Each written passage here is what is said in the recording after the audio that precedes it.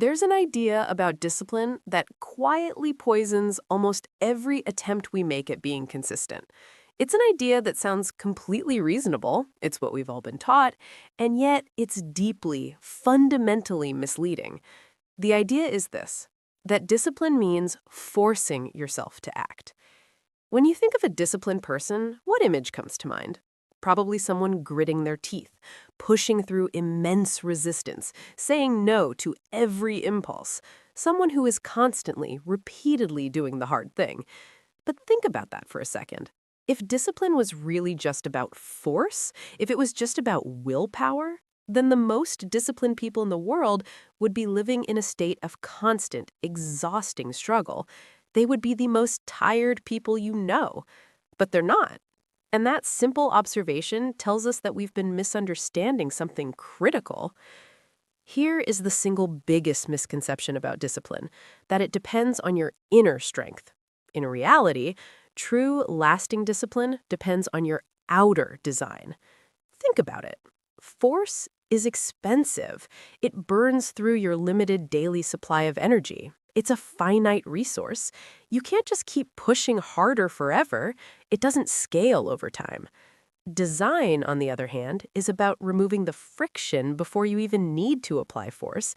It's about intelligently aligning your environment with your intentions, so the right choice becomes the easiest choice. And this isn't just a nice theory. Psychological research on self-control confirms it entirely.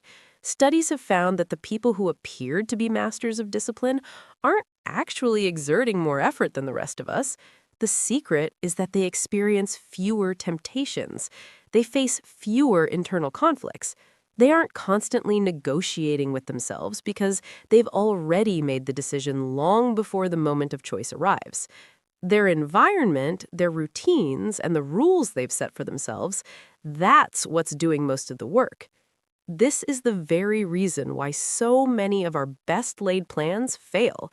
We build them on a foundation of force. We make a plan that assumes the future version of ourselves, the one that exists a week from now, a month from now, will have the same motivation, the same energy, the same focus as we do in the moment we're making the plan. But life doesn't work that way. Real life introduces stress, fatigue, distractions, and when your only strategy is force, your discipline shatters under the first real sign of pressure. Effective discipline looks completely different. It's quieter. It's smarter.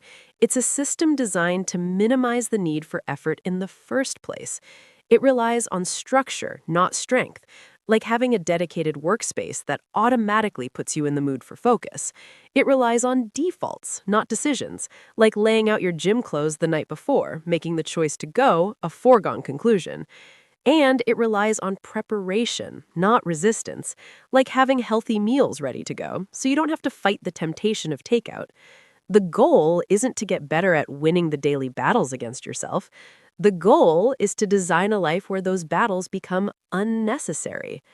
So discipline is not about forcing yourself.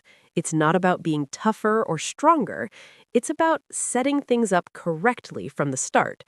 Once you truly understand that, discipline stops feeling like this constant, grueling test of your character, and it starts functioning as an elegant, effective system. That's the misconception, and that's the correction.